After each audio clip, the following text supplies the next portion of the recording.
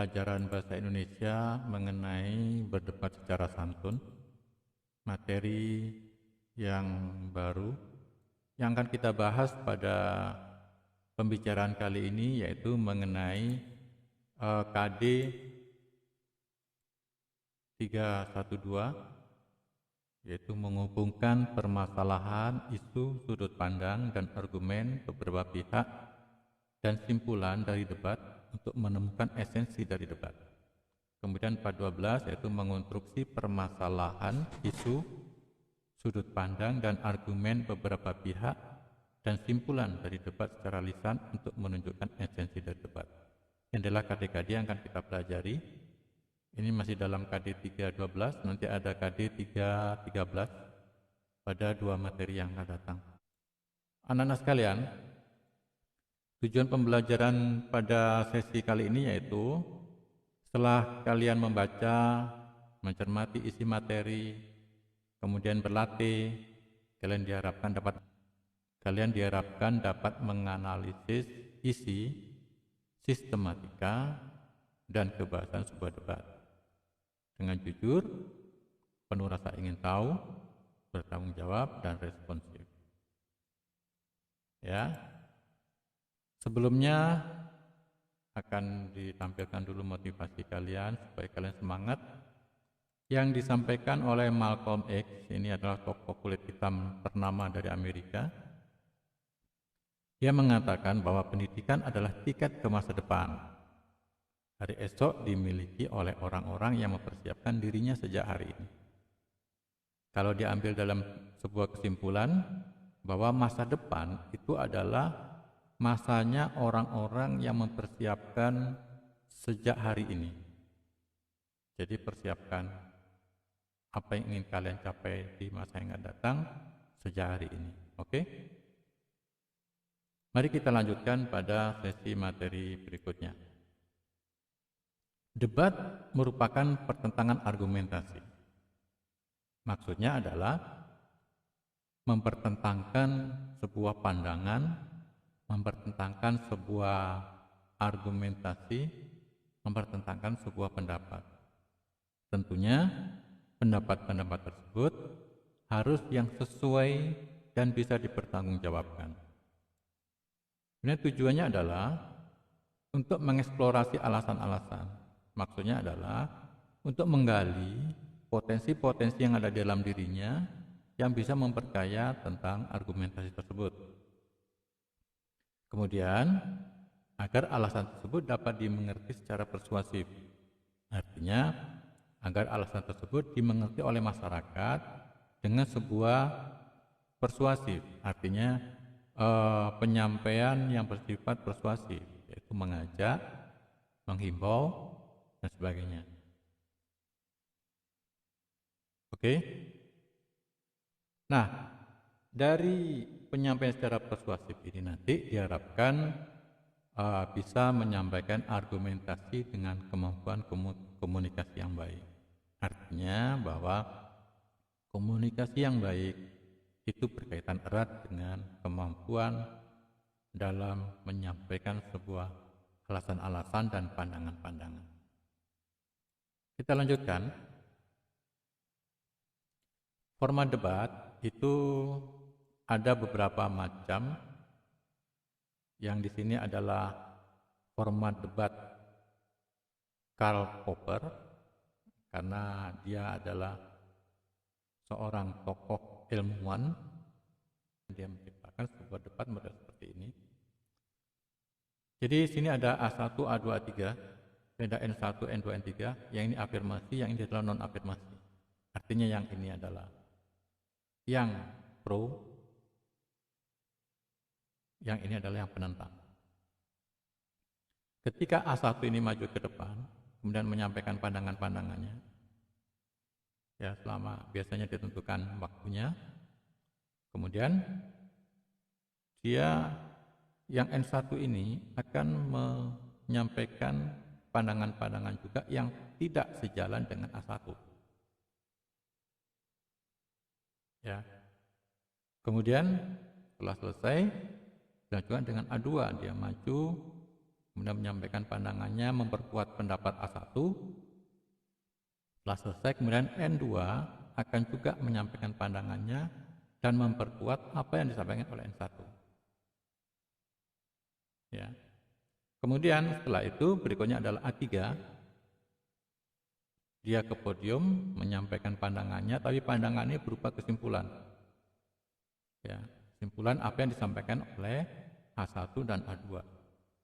Setelah selesai, kemudian giliran N3 menyampaikan kesimpulannya yang disampaikan tadi oleh N1 dan N2.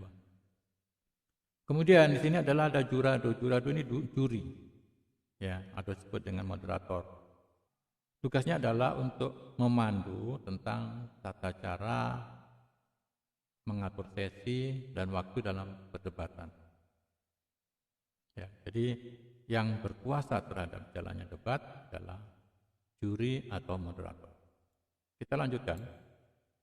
Kemudian ada lagi format yang lain, yaitu mengenai format British Parliamentary. Di sini ada government, ini adalah pemerintahan.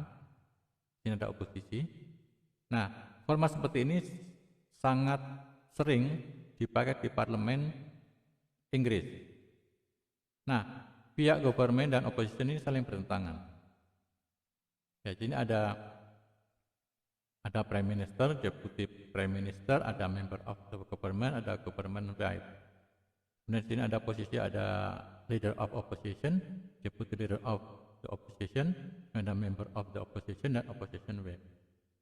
Kemudian di sini ada Opening Government, ada Opening Opposition, kemudian Closing Statement dari Government, dan Closing Statement dari Opposition. Nah, aturan dalam perdebatan ini adalah yang pertama disampaikan oleh Prime Minister. Dia sebagai kepala pemerintahan di Inggris. Dia menyampaikan pandangan selama 7 menit di depan parlemen. Kemudian setelah selesai dilanjutkan dengan pemimpin oposisi. Nah, pemimpin oposisi tentunya dia yang akan menentang apa yang disampaikan oleh yang nomor 1. Ya, selama 7 menit. Kemudian dilanjutkan dengan Deputy Prime Minister, yaitu wakil dari Perdana Menteri. Selama 7 menit menyampaikan pandangannya, dia memperkuat apa yang disampaikan oleh Perdana Menteri. Setelah selesai kemudian giliran dari wakil dari pemimpin oposisi. Dia menyampaikan 7 menit, dia juga kontra terhadap apa yang disampaikan oleh pemerintah, dan di sini dia akan mendukung, memperkuat apa yang disampaikan oleh pemimpin dari oposisi. Nah, setelah selesai semua dalam opening ini, maka dilanjutkan dengan pemerintah, wakil pemerintah. Dan wakil pemerintah ini sesuaikan dengan masalah yang dibahas dalam parlemen tersebut. Contoh misalnya mengenai masalah luar negeri. Maka yang wakil pemerintah adalah Menteri Luar Negeri. Dia menyampaikan pandangan selama 7 menit. Setelah selesai kemudian akan dilanjutkan dengan Departemen Luar Negeri yang dimiliki oleh oposisi menyampaikan selama 7 menit. Dan tentunya dia juga akan menentang apa yang disampaikan oleh wakil pemerintah. Setelah selesai, kemudian dilanjutkan oleh Government Whip, yaitu wakil dari pemerintahan yang tugasnya menyampaikan simpulan dari apa yang disampaikan oleh 135 ini. Setelah 5 menit dia menyampaikan kesimpulan, dilanjutkan dengan dari oposisi. Dia juga menyampaikan kesimpulan-kesimpulan yang telah disampaikan oleh 246 ini selama 5 menit. Oke, kita lanjutkan. Ini adalah sebuah contoh mengenai debat. Selamat pagi hadirin. Selamat bergabung di kompetisi debat SMA Ruang Raya Jakarta. Debat kali ini yaitu tentang dilema penggunaan plastik antara efisiensi dan kerusakan lingkungan. Telah ada bersama kita 2 kelompok yang akan saling berdebat pada kesempatan kali ini. Di sisi kanan saya ada tim afirmasi Dan di sisi kiri saya ada tim oposisi. Tanpa membuang waktu lagi, mari kita simak pernyataan pertama dari kedua tim mengenai dilema penggunaan plastik antara efisiensi dan kerusakan lingkungan. Waktunya hanya 2 menit. Kepada tim afirmasi, dipersilakan. Menurut kami, plastik merupakan material yang praktis, hemat, dan tepat yang telah terbukti memudahkan kita dalam menjalani kehidupan. Banyak benda-benda yang kita gunakan terbuat dari bahan plastik yang terbukti lebih mudah dan murah digunakan. Tidak hanya kantong belanja, tetapi juga peralatan makan dan minum, bahkan perabotan rumah tangga. Antara plastik dan kerusakan lingkungan bukanlah hal yang berhubungan. Plastik tidak memberi andil bagi kerusakan lingkungan. Manusia selaku pengguna plastiklah yang menyebabkan lingkungan itu rusak. Jika yang memproduksi, mendistribusikan, dan mengonsumsi plastik adalah manusia, atau dengan kata lain manusia adalah subjeknya, mengapa plastik yang hanyalah objek justru dikambing hitamkan atas kerusakan lingkungan yang terjadi? Menurut kami, mengambing hitamkan plastik bukanlah hal yang tepat dan tidak dapat diterima dengan akal sehat. Luar biasa. Beri tepuk tangan untuk tim afirmasi. Selanjutnya, dipersilakan kepada tim oposisi untuk memberikan pernyataannya. Waktunya 2 menit, dimulai dari sekarang. Kami tidak sependapat dengan kelompok Anda. Plastik merupakan material yang tidak dapat terurai dengan cepat. Membutuhkan waktu ratusan tahun bagi mikroorganisme untuk dapat mengurai limbah plastik. Penggunaan plastik berdampak negatif bagi lingkungan. Sebagaimana yang diketahui, plastik yang mulai digunakan sekitar 50 tahun yang silam, kini telah menjadi barang yang tidak terpisahkan dalam kehidupan manusia. Diperkirakan ada 500 juta sampai 1 miliar kantong plastik digunakan penduduk dunia dalam 1 tahun.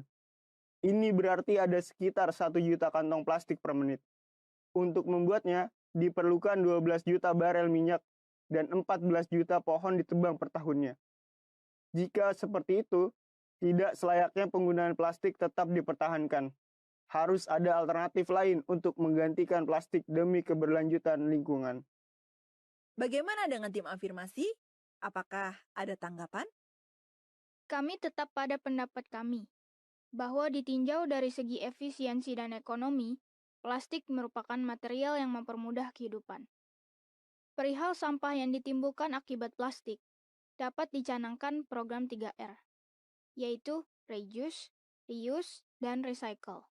Dengan demikian, yang diperlukan adalah edukasi untuk memberdayakan plastik. Satu hal lagi yang paling penting, menggunakan plastik tidak boleh dibarengi dengan membuangnya begitu saja. Dengan demikian, meski tetap menggunakan plastik, tidak lantas mengabaikan lingkungan. Mohon maaf, program 3R memanglah baik. Akan tetapi, saat ini sudah ada cetusan program 5R, yaitu Reduce, Reuse, Recycle, Replace, dan Repair. Terdapat kata replace dan repair yang tingkatannya sudah di atas recycle. Jadi, menurut kami, edukasi daur ulang plastik tidaklah cukup. Edukasi harus lebih dari itu. Kesadaran tentang kebiasaan yang harus diubah dan diperbaiki jauh lebih penting. Baik, waktunya habis. Kepada tim afirmasi dan tim oposisi, dipersilakan untuk memberikan pernyataan penutup. Terima kasih, moderator. Kami berpendapat bahwa tidak ada yang salah dengan menggunakan plastik. Meski begitu, perihal lingkungan tetap tidak boleh diabaikan. Tim oposisi, silakan.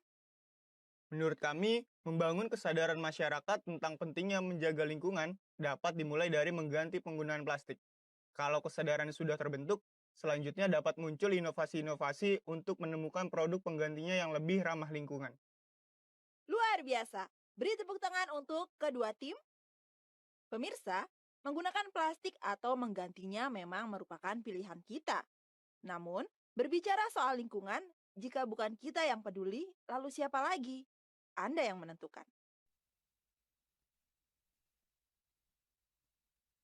Oke, anak-anak. Coba kalian lihat halaman 179 sampai 182. Ini kalian baca mengenai mengidentifikasi unsur-unsur debat. Ya, 179 sampai 182. Sini nanti kalian akan mendapatkan banyak informasi tentang bagaimana cara berdebat. Oke, kemudian pada berikutnya, dari paparan di atas ada beberapa pertanyaan yang harus kalian jawab. Ya, yang pertama, apakah tugas pihak afirmasi atau yang pro? Kemudian yang kedua, apakah tugas pihak oposisi atau yang kontra atau yang menentang? Yang ketiga, di dalam debat mengapa harus ada pihak afirmasi pro dan pihak oposisi kontra? Kalian tulis di kertas dengan ditulis tangan. Kemudian kalian upload di Google Classroom. Kemudian tugas berikutnya yaitu tugas 1, yaitu halaman 182. Jadi ingat, tugas 1 halaman 182 dikerjakan di kertas dengan ditulis tangan dan diupload di Google Classroom.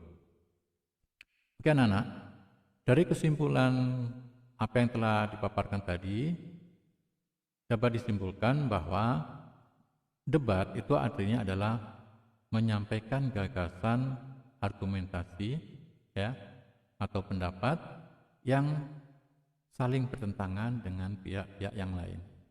Artinya, argumentasi itu selalu dan akan dibantah atau ditentang ataupun juga diperbaiki. Kemudian di dalam debat itu ada pihak yang disebut dengan pihak afirmasi, yaitu pihak pro, yaitu pihak yang mendukung suatu rencana atau suatu pendapat, sedangkan yang pihak yang lain yang disebut dengan pihak oposisi atau yang kontra, artinya dia akan selalu menentang atau mempunyai pendapat tersendiri tentang apa yang disampaikan oleh pihak afirmasi.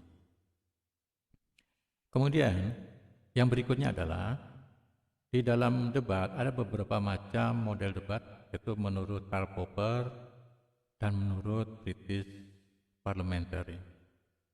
Nah, oke.